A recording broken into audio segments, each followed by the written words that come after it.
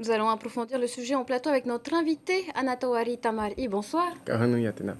Vous êtes archéologue et coordinateur de ce dossier pour la direction de la culture et du patrimoine. Nous sommes donc dans la phase active. Des experts vont se rendre aux Marquises au deuxième semestre. À quelle fin et quelles sont les prochaines étapes du processus? Effectivement, en fait, le pays va accueillir une délégation d'experts qui vont venir examiner le dossier sur place. Donc en fait, ils vont se déplacer aux Marquises et ils vont venir à la rencontre des élus, de la population, du pays et également de l'équipe projet.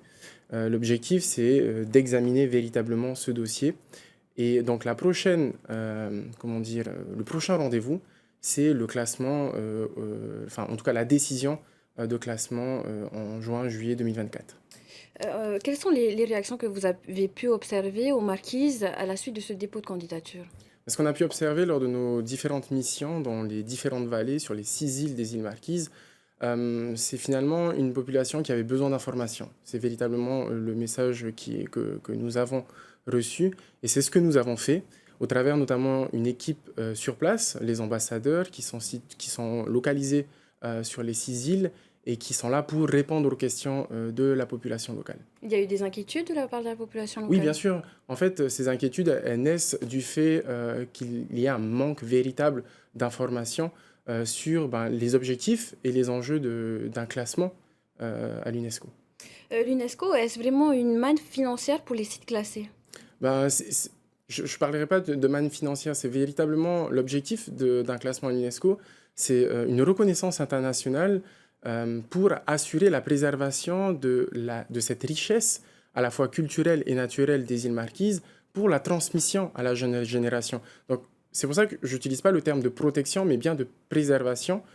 Et cette préservation, elle passe par un plan de gestion. Et c'était l'objectif de notre démarche d'aller sur place, de demander aux Marquisiens, bon, qu'est-ce que vous voulez et surtout, qu'est-ce que vous ne voulez pas.